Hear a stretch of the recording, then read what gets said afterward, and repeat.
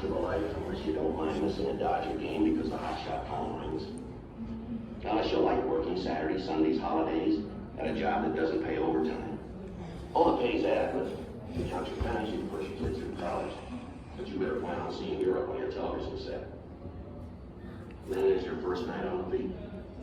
When you try to arrest a drunken prostitute at a Main Street bar and she rips your new uniform to shreds, you'll buy another one out of your own pocket.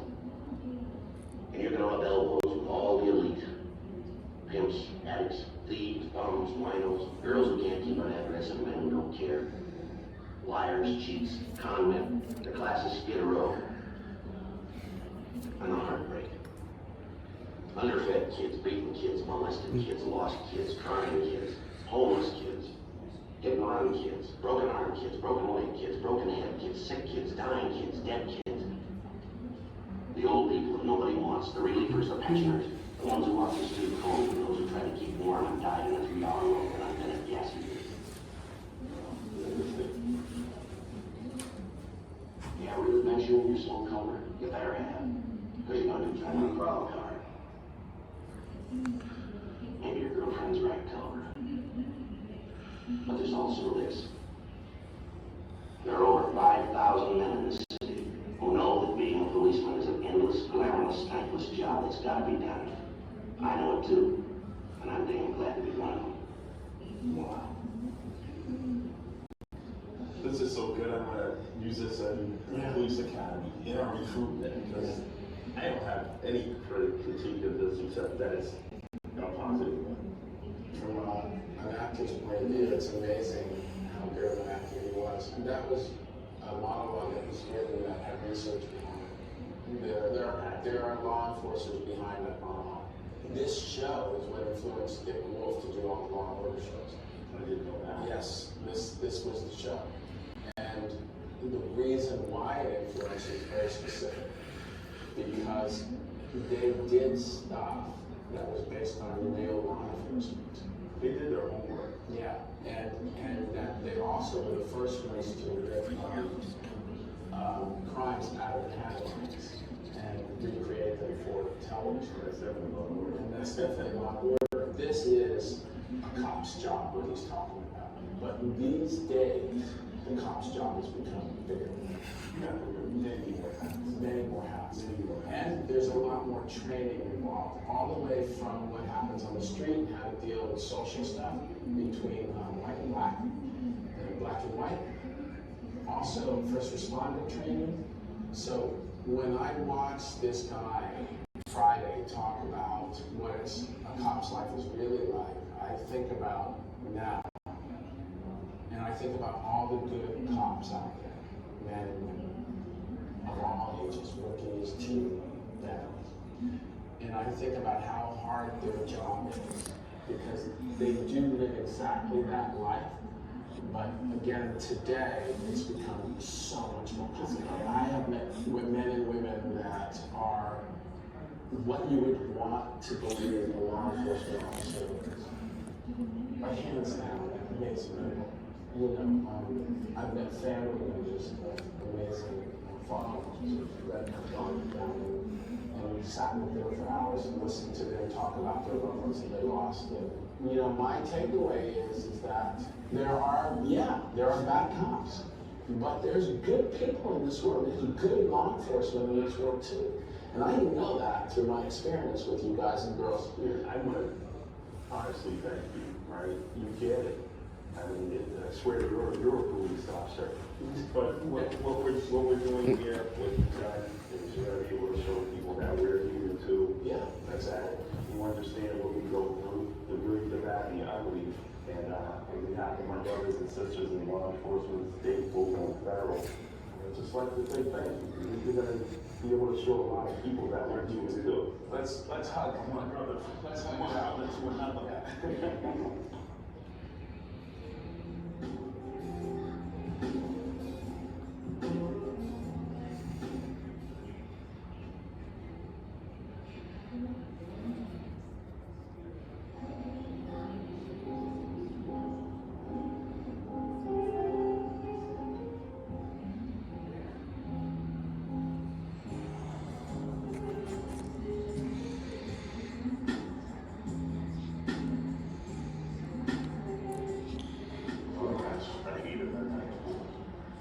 till you take Mrs. Cooper over to funeral parlor, and would you run Virgil down at Depot? Virgil, he thinks it's hard to discuss. But I talked to her about it.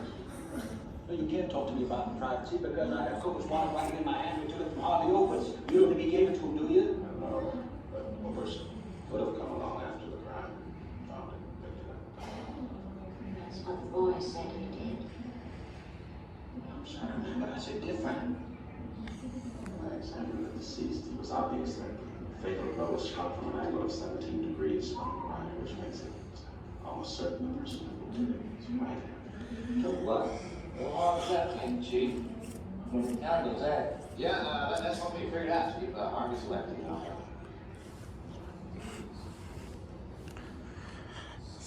Sure yourself, ain't you, Virgil? Virgil, that's a funny name. Boy, that comes from Philadelphia. What do they call you up there? They call me Mr. Tibbs. Mr. Tibbs! Well, Mr. Wood, take Mr. Tibbs, take him down to the depot, and I mean boy right now. Have the FBI lab send you the report on this. Not that it will make any difference. I'll take that.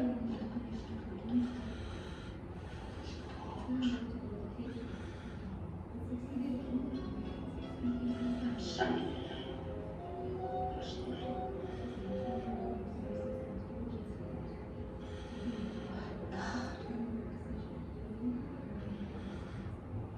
What kind of people are you? What kind of a place is this?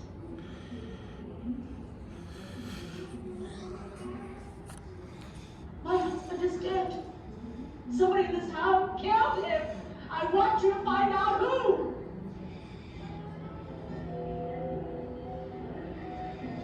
Amazing. That movie was very inspirational to me. I watched it as a kid, Yeah. and now when I watch it as an adult, I'm like, wow, I'm really, really good at this. I'm sure that the party is pretty amazing. The edge that he was playing in that scene, you know, showing his true feelings and saying certain words instead of what he's really thinking.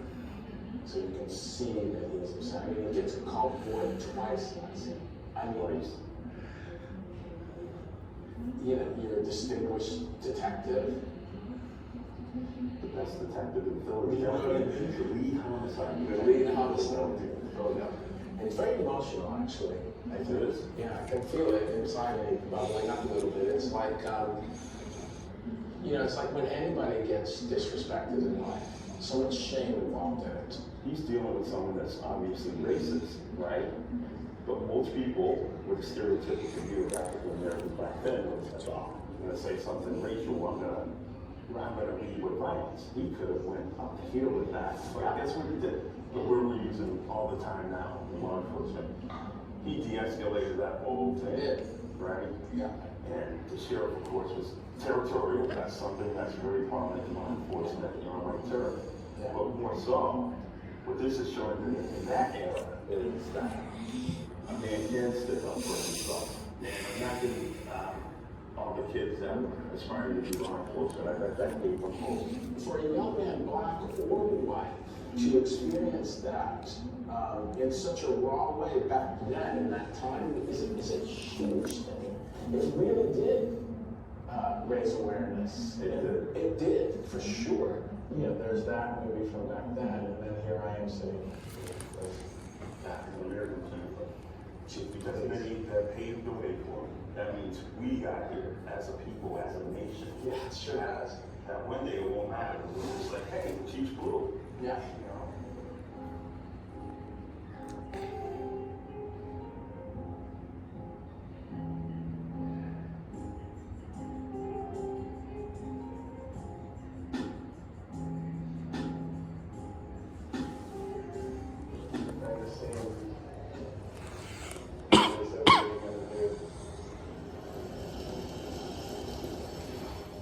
Right here. Another thing people don't notice, the law enforcement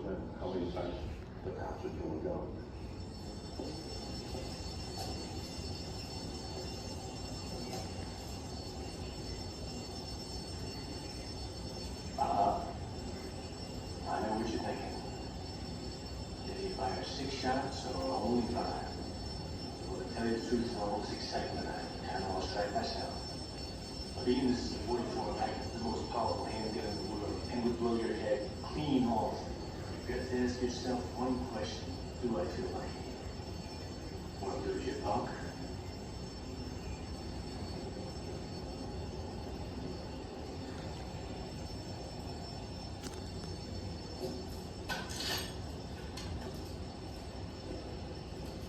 Hey. I got to know.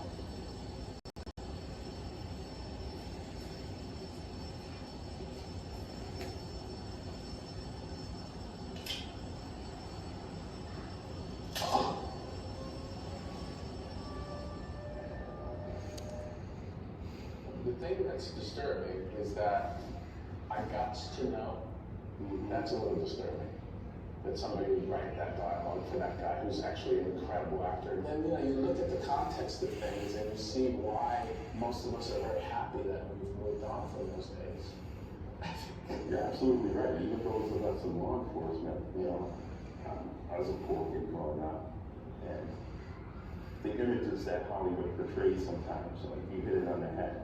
I got to know. Yeah. It's like really, when you kind of fed into a stereotypical view, it's like, hey, he's going to be a bank robber. He's going to speak like this. Yeah. The other thing was his approach to walking across the street with that caliber gun hanging by his side and walking half a block. There's got to be backup coming in. They don't know who the hell you are, right? And then you come up and have this bravado conversation. Which would never happen. The first thing you're doing is number one. If there's one bank robber, there's got to be 2. So you don't have time to chit chat. Right. You move the weapon. Exactly. I was just going to say, you move that weapon. You scan and you call for backup. Yeah. And an ambulance, of course. Yeah. It's an old trick in storytelling and in performance that if you can hook the audience right off the bat, you can take them anywhere. Clint Eastwood hooks us. He's the dirty cop you love to hate. Right. And for some people, finally, there's some justice. There's a guy that's going to take care of the problem. Exactly. We're getting too soft on crime. And he appealed to law enforcement back then too, because he was always bucking authority. He was always bucking his supervisors. Yeah. He was like, gee, I'm smarter than you. Yeah, this is fun.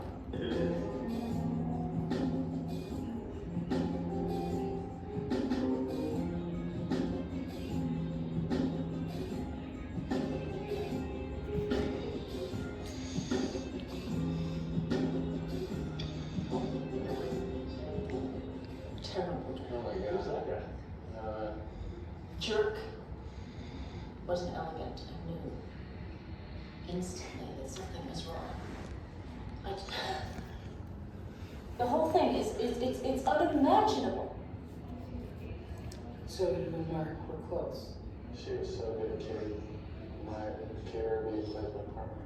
We're family. Where were you before the performance? Ugh, before a performance, I'm obsessive. I was in props, wardrobe, lighting, bitching out the caterer for no anchovies on the pizza. Greek mythology seems to be a reoccurring theme in your work. Your 3 movies, your last musical Pandora. Yes, I'm drawn to the classic stories, how human nature endures. Right. The Labyrinth. That's part of the Icarus story. Daedalus, he builds the labyrinth to imprison The Minotaur. Minotaur. I like the way your representation of it on stage. Thank you. Yes, the labyrinth represents a journey of discovery, a pilgrimage to the truth. Our job in a nutshell. Ooh, I need to go first on this one. Now, it's big guys, right? You know what this is showing? A lot of people think that if you're a large man and you're in law enforcement, you're going to bully your way into a confession. Yeah. You're going to talk to me. This brother here, you, right? He's a big guy. He starts looking around, right? He starts using the mind. And because he was knowledgeable, he was able to pick and choose what he might talk about and when he wouldn't, and how he could draw that person in and have that person think that they're actually helping him understand something, like he did in here. help me understand the mythology. Oh, yes. Even though you may know the answers, this person is being drawn in, and you can see, exactly. And you can see in the blocking is the way you move around in a scene. You actually set that up. It doesn't just happen naturally. But even in the blocking, where she starts sitting, and she ends up standing up and coming to him, that's all part of the deal, And that she was surprised, like, wow, Exactly. here's a cop, Exactly, and that's all like detective stuff. That's all real detective stuff. My particular character, Detective Robert Bourne on Criminal Intent, but he was a major case squad guy, and they're a particular breed. They have a skill set. There's a reason why one of their patches is the silhouette of Sherlock Holmes. There's a reason. Because that's how they fancy themselves. Exactly.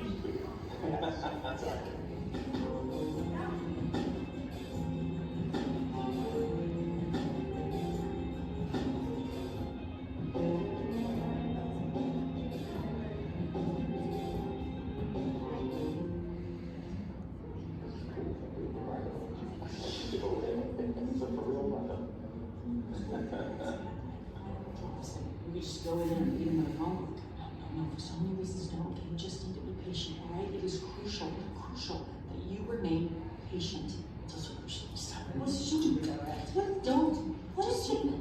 Okay, if you enter that room, you could break the bond that we've created, okay? Just please trust me on this one. Do you understand how important this is? Yeah, I do. And you will be patient?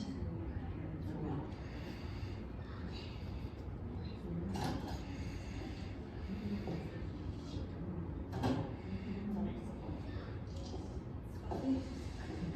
Coffee and I probably should.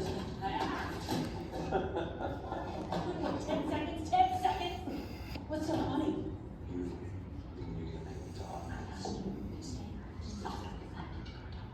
What, are you not already doing that? No, you could go back out. Yeah, I can hear you. Shut up. Just please don't do anything crazy. Don't do anything crazy. What am I gonna do that's crazy? I'm a police officer. Huh? They weren't gonna shoot you. You said nothing crazy. If that is a no. Turn around. I need you to pass a polygraph. Wait, turn around. No! Don't worry, she's not gonna do it. I'll tell you what we're gonna do. We're gonna play a little game. Except for this one. This is my game. I'm gonna keep that in. And then you're gonna tell me where Larkin is. And you're gonna tell me where. And when that shipment is coming. Okay? Right now. I'm gonna kill you and everyone you know. What? Oh, yeah, that's not what I asked you. Is that Stranger, take the gun out of this one.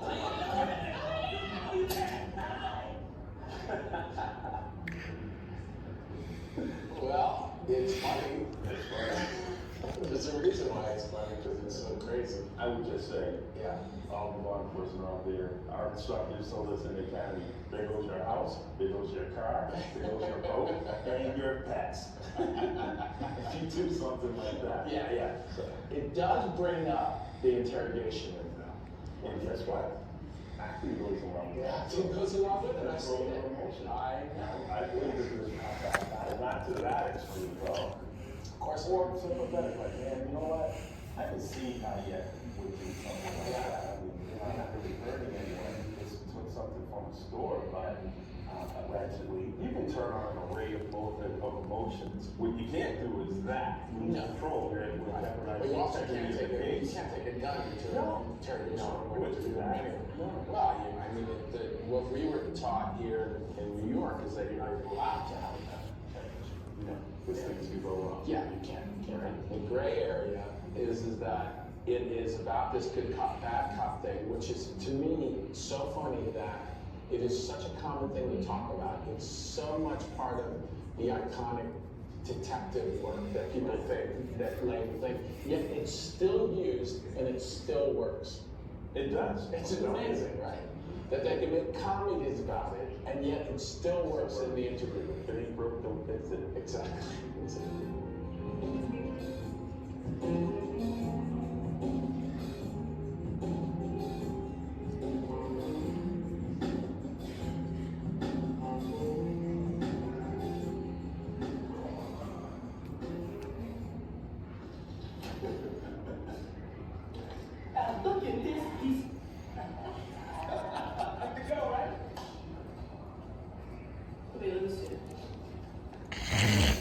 you're sitting on something. It's the latest in West Side Project Web. Have your torn canvas by Versace. Stained sweatshirt by Ralph Lauren. And I ain't showered in 2 days, I ain't shaved in 4. Right now, I'm one bright, nasty summer. So, Bubs, what you think? It's your man, huh? Yeah. See love out enough, baby? Close the store down enough. You get a little bit more stainless, more dirt. What's this here? It's my wedding ring. Married to the needle boy. That shit been pawned over you for real. Dead gift for it. You can stand and lose about 20 pounds. Some yellow in your teeth. Fresh bleeds on your hands. Okay, so maybe I should go out and shoot up some dope for about a year or two. Come back when I can really carry the look off. I'm just saying, man. The more toward down you look, the better. You know, put on them towels, man, they gonna take everything. Yo, how about the shoes? I mean, I know you ain't got no problem with the shoes. It's A-Lock. Let me see the shoes, man. See? You walking down them alleys in the projects, man, you stepping on dead soldiers. Dead soldiers? Yeah, they vibes. You can't walk down the Baltimore street without crapping underneath your feet. You wanna know about being for real? Check the bottom of the shoes. Okay? Have them dance on some empty before we go out there. Give us a kill. Hurt your feelings? Okay. Save your life.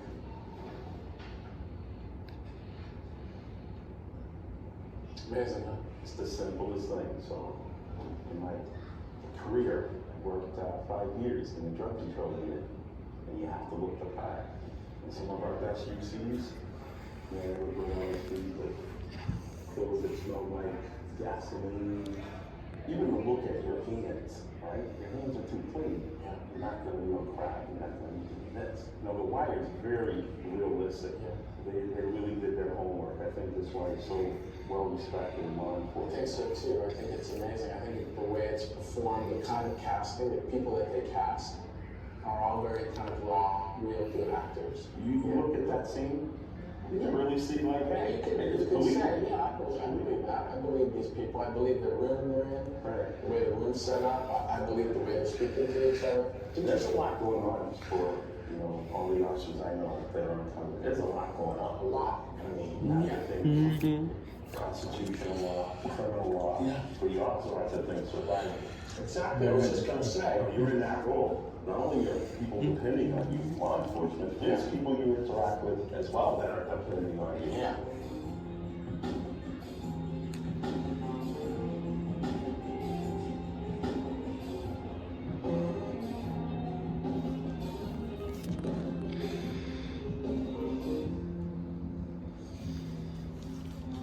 The department was forced to drop the charges because you forgot to read him his Miranda rights. What possible reason is there for not doing the only thing you have to do when arresting someone? I did read in his right. I did a version of that. Do you even know Miranda rights? Yes. Let's hear him We have a lot of stuff to do. then. Go ahead. You going anywhere, Schmidt? You got time? I had a thing that I could probably push it back. Go ahead. It's 4 declamatory sentences followed by a question for a total of 57 words. Okay, it's everybody obviously starts with you have a right to remain silent. You heard me before. And then I think it sounds something like what do you think? Yeah, you have the right to remain an attorney. Did you say that you have the right to be an attorney? You do have the right to be an attorney if you want to. Where were you? I was chasing my perp, sir. And how did that go for you? Honestly, he did get away, and he threw me down pretty hard. Actually, my elbow pretty bad. I see that. It actually hurts because dirt gets much into it. Ow! No matter how many times you hear in the movies or on the street and like songs like you have to read my rights. The only time you have to read Miranda warnings is when there's custody and interrogation. So if I'm asking you questions after I arrested you that could incriminate you, then I have to warn you about your rights. You in silence, and when you say that, those are the warnings that you issue to the person. It is a long history of comedy when it comes to Miranda rights in movies. As everybody knows, it's a very long speech, and very few people can memorize it, and that in fact, most law enforcement officers read it off the card.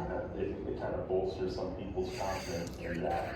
Listen, officer, I know my rights. I got one on you. If someone would say, I have a right to my phone call, you have to give me a phone call. That's not even anything. I'm like, oh, that's really kind of your rights. That's cool.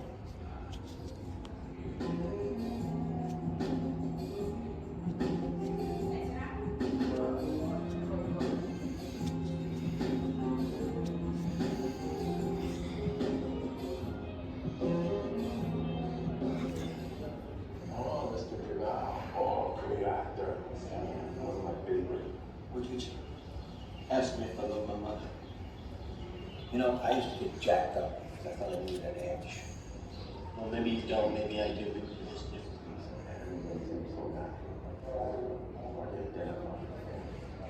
Rights. Let me tell you something.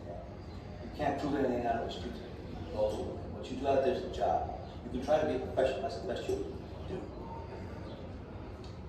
In my careers, I've learned one thing. If you try to fight every jerk on the street, you'll be one sad sergeant. You'll never last 20 years. God forbid if you ever get married, take it out of your wife. She will walk. She will leave you. So why make it worse all the time? Is that one thing? It's all. First of all, about the other day, this has nothing to do with that. Shut up. Do I get to talk? Again. What do I do? What can I say? When we stay all day, it's not going to happen again? I know what you're saying. I know what you're trying to do. But I didn't volunteer for Crash. Play games and be nice to me. Do you think you get respect? They just laugh somebody up. Well, I can't do it with them. You don't think you can do it with me? Well, I understand that too.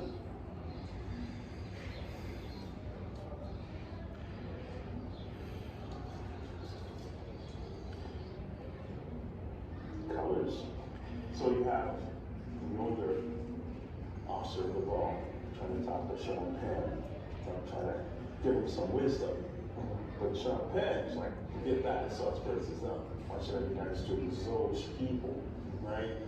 That's the mentality we definitely try to get away from today. We try to find out what's going on in someone's life that would make them want to commit crime. Yeah, that's why we've gone away from that into community policing. When you work in partnership with the community, to try to find out what's happening with that family. Why would your son or daughter go out and be involved in a gang? How can I strengthen that family so that doesn't take place? Yeah, I can tell you, my career had many a talk from older and wiser police officers that they've said, slow it down, and hey, maybe we should try to do things this way instead of that way. How do you tame a young lion? But sometimes you gotta learn the hard way.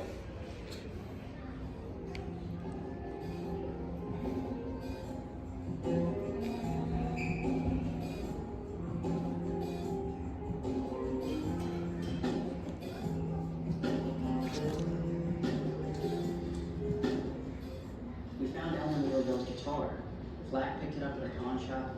I processed it, and the honey and antiseptic found on the guitar is used in medicinal bandages. It's the same trace Lindsay found on the lock that was picked at Eleanor and Ravel's apartment. I also found some epithelials, and the hits keep coming. Looking upon the guitar, we're back to trade. We already know his addict, so I'm thinking he was cooking up his own stuff for his fingers, and he had the bandages on his hand. We picked the lock and still the guitar. Possibly killed Eleanor Ravel.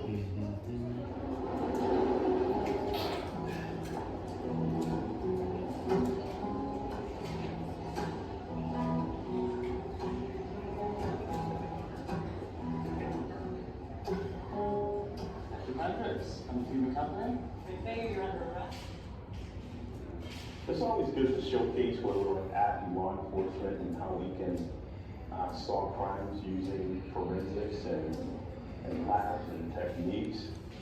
But when you see that in TVs and the movies, it kind of sets an unrealistic goal inside of the culpability of an investigation using forensics.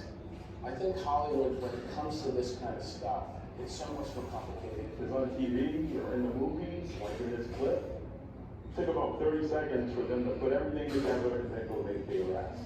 Yeah. Like, oftentimes when we're in court and we're trying to explain things to jurors, you kind of can see it on their face, like, oh, I watch CSI. You're kind of knowledgeable now about what it takes to help this investigation. How come you didn't do that like they did on TV? And oftentimes that actually burns their case. That's what we call that CSI effect, where what you see on television really kind of rules how you judge true life law enforcement and their investigations and what they took to come to a conclusion about a case. And in real life, there's no super way to just push an investigation through, and like a huge investigation through in a day and a half. It just doesn't happen.